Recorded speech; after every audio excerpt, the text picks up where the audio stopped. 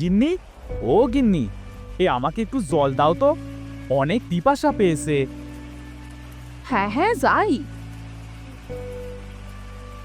এই নাও তোমার জল।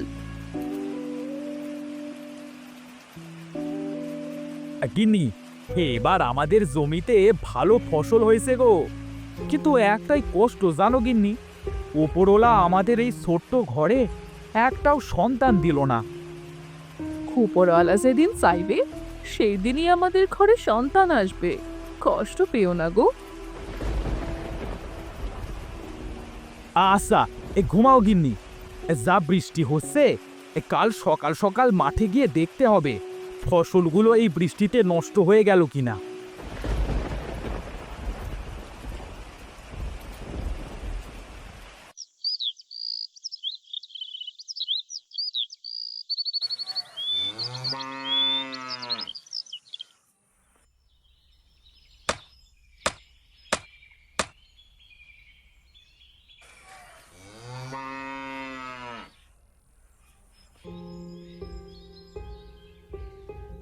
দাদা, আমাকে একটু জল দেবে? আমার না অনেক পিপাসা পেয়েছে। কে আপনি ভাই? হ্যাঁ, আমার নাম সঞ্জয়। হ্যাঁ, আমি অনেক দূর দেশ থেকে এসেছি। দাদা, হ্যাঁ, আমাকে একটু জল দিবেন? এসো ভাই, আমার সঙ্গে এসো, আমি তোমাকে আমাদের বাড়িতে নিয়ে যাচ্ছি।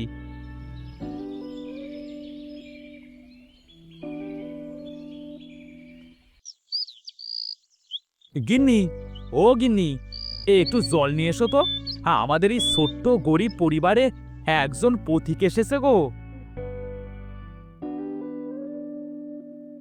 এই নাও গো তোমার জল।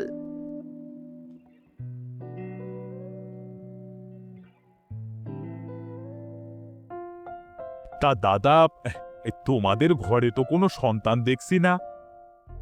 কি বলবো ভাই, ওপরওয়ালা আমাদের ঘরে কোনো সন্তান দেয়নি। কি বলছো দাদা? তোমরা এত ভালো মনের মানুষ, অথচ বিধাতা তোমাদের ঘরে কোনো সন্তান দেয়নি? আমি একটা জায়গা চিনি গো, শুনেছি ওই জায়গায় নাকি একটা গাছে সুতা বাঁধতে হয়।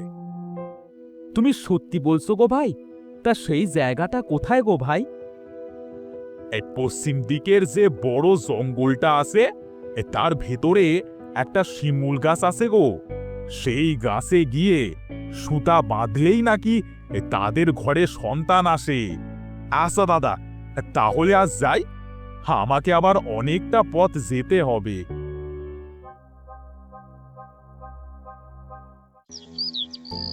গিন্নি, ও গিন্নি, চলো, তাহলে আমরা ওই গাছের কাছেই যাই গো।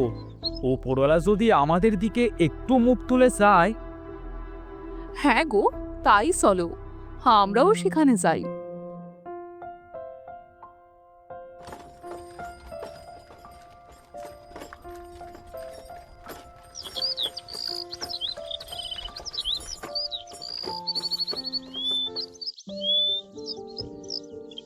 হে বিধাতা, তুমি আমাদের ঘর আলো করে একটা সন্তান দাও, আমাদের এই একটাই ইচ্ছা, দয়া করে পূর্ণ করে দাও বিধাতা, পূর্ণ করে দাও।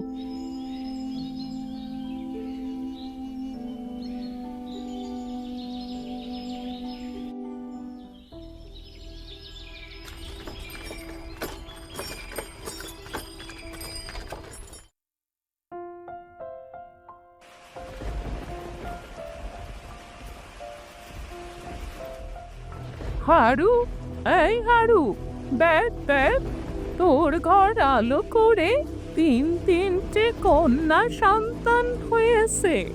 দেখ, দুটো মেয়ে দেখতে কত সুন্দর হয়েছে, আর একটা মেয়ে কালো দেখতে হয়েছে রে হারু। কি বলছো মাসি? দেখি দেখি, আমার মেয়েদেরকে দেখি।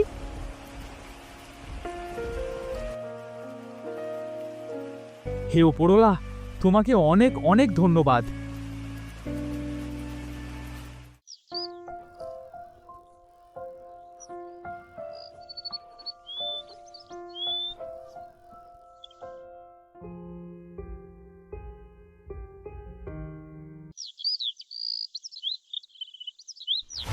আরে এই মুক্তা, তুই এত ভালো ভালো খাবার কেন খাচ্ছিস? এত ভালো ভালো খাবার খেয়ে কি হবে? দেখতে তো হয়েছিস সেই কালো। তার থেকে ভালো ওই খাবারগুলো আমাদের দুই বোনকে দে। আমরা এই খাবারগুলো খেয়ে আরো সুন্দর হয়ে যাব। দে দে, খাবারগুলো আমাদেরকে দিয়ে দে। এমন কথা কেন বলছো আপু? ওপরওয়ালা আমাকে এত কালো করে পৃথিবীতে পাঠিয়েছে, এইতে আমার কি দোষ বলো? দেখেছিস আপু, মুক্তা তোর মুখের উপর কিভাবে কথা বলছে? মুক্তা, তোর এত সাহস! দাঁড়া, বাবাকে গিয়ে বলছি। না আপু, বাবাকে কিচ্ছু বলিস না। আমি আর কখনো এমন কথা বলবো না রে, এমন কথা বলবো না। তোরা যা বলবি আমি আমি তাই করব।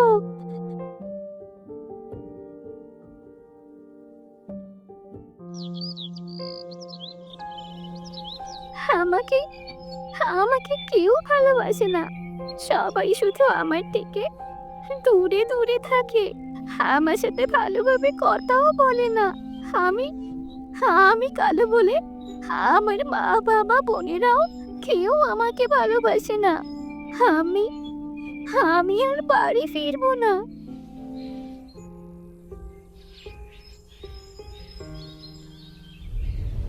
কে হে মেয়ে তুমি? এভাবে কাঁদছো কেন? কি হয়েছে তোমার? আমি আমি মুক্তা। আমি ওই পূর্ব দিকের শীতলপুর গ্রামের হারু চাষির ছোট মেয়ে। ও, তুমি সেই হারুর মেয়ে? তা তোমার কি হয়েছে? তুমি এইভাবে কাঁদছো কেন? বলো আমাকে। আমরা তিন বোন। আমার দিদিরা দেখতে অনেক সুন্দর, আর আমি দেখতে কালো বলে আমাকে আমাকে কেউ দেখতে পারে না। সবাই আমার সাথে খুব খারাপ ব্যবহার করে। ও, এই কথা। শোনো মেয়ে, এখান থেকে উত্তর দিকে 70 ক্রোশ যাওয়ার পর দেখবে একটা ছোট্ট জলাশয় আছে। সেই জলে একটা নীল পদ্ম ফুল ফুটে আছে।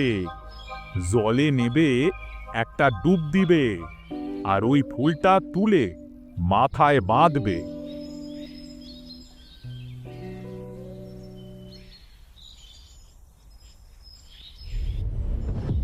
কে হে মেয়ে তোমরা?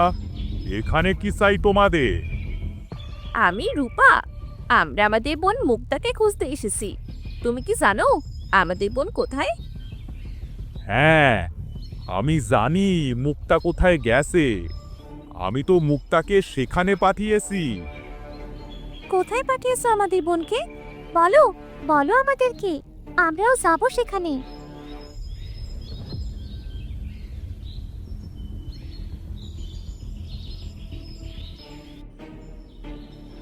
দিদি, অনেকক্ষণ তো হলো, আমরা তো শুধু হেঁটেই চলেছি। কই, মুক্তাকে তো কোথাও খুঁজে পেলাম না। তাহলে কি ওই গাছটা আমাদের মিথ্যে কথা বলেছে দিদি? আর পারছি না হাঁটতে, এদিকে তো আবার সন্ধেও নেমে আসলো। চল সোনা, ওই জায়গাটায় গিয়ে একটু বসি। হ্যাঁ দিদি, চলো ওই গাছটার নিচে গিয়ে আমরা একটু বসি।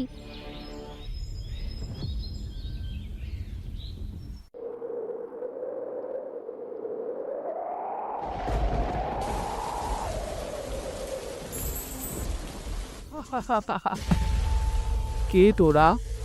তোদের এত বড় সাহস? তোরা আমার গাছের নিচে বসে আছিস? তোদের কি একটু ভয় নেই? তোরা জানিস না এখানে কেউ আসতে পারে না। আর যে আসে সে আর কখনো ফিরে যায় না। না, মেরো না, ছেড়ে দাও আমাদের, ছেড়ে দাও। না না, তোদের ছেড়ে দিলে তো হবে না। আর মাত্র 2 দিন পরই অমাবস্যা। আর এই অমাবস্যা রাতেই তোদের দুজনকে বলি দিয়ে আমি হয়ে যাব পৃথিবীর সবচেয়ে শক্তিশালী।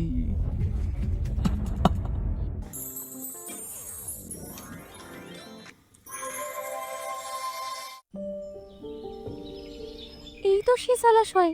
ওই তো নীলপদ্ম ফুটে আছে।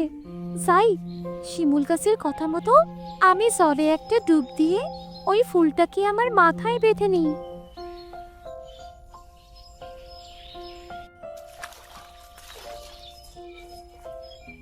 এই কি, আমি তো দেখতে অনেক সুন্দর হয়ে গেছি। এইটা এইটা কি করে সম্ভব? এই জলাশয় কি তাহলে জাদুর জলাশয়? হ্যাঁ মুক্তা, এটা জাদুর জলাশয়। এই জলে কোনো ভালো মনের মানুষ যদি একবার ডুব দেয় তাহলে সে দেখতে অনেক সুন্দর হয়ে যায়। আর আমি তোমার ওপর অনেক খুশি হয়েছি।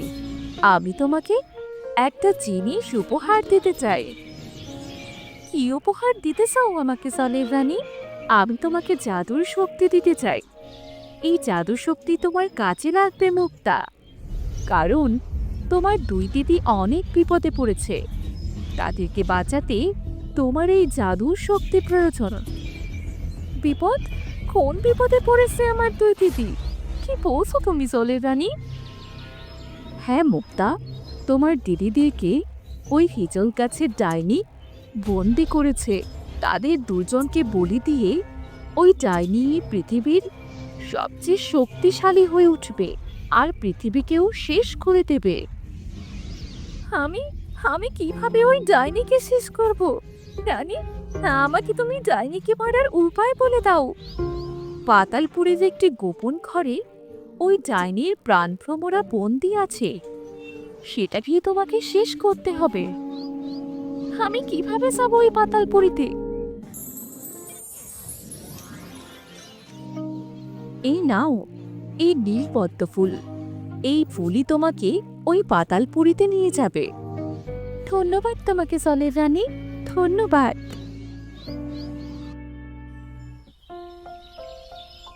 এই নীলপদ্ম, তুমি আমাকে পাতালপুরীতে ডাইনির গুহার সামনে পৌঁছে দাও।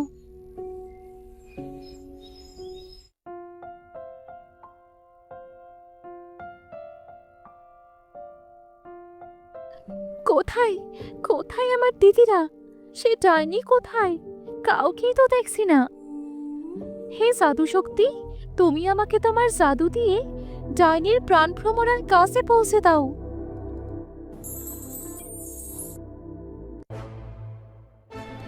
কে তুই? এখানে কি করছিস? তুই আমার দিদিদের কোথায় লুকিয়ে রেখেছিস? ভালোই ভালোই বল বলছি, আমার দিদিদেরকে তুই কোথায় রেখেছিস? আমার দিদিদেরকে ফিরিয়ে দে আমার কাছে। কে তুই? তোর এত বড় সাহস? তুই আমার ডেরায় এসে আবার আমার উপরেই বড় বড় কথা বলছিস? তোর সাহস তো কম নয়। জানি, ভালো করে বলছি, আমার দিদিদেরকে আমার সামনে এনে দাও, না হলে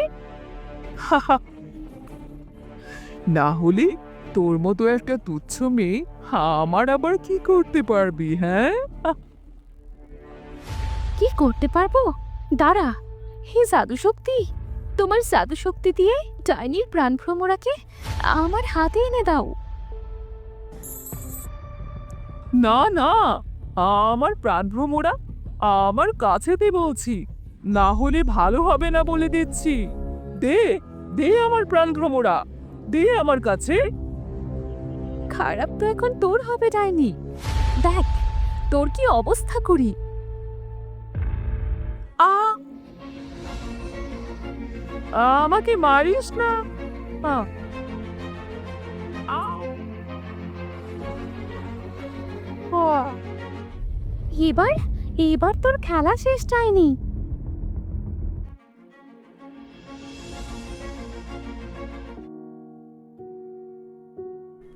বোন, মুক্তা আমার বোন, আমরা তোর উপর অনেক অন্যায় করেছি, তুই আমাদেরকে মাফ করে দে বোন। আর আমরা আমাদের ভুল বুঝতে পেরেছি। আমি সবাইকে মাফ করে দিয়েছি দিদি। দিদি চলো, আমরা এবার বাড়ি ফিরে যাই।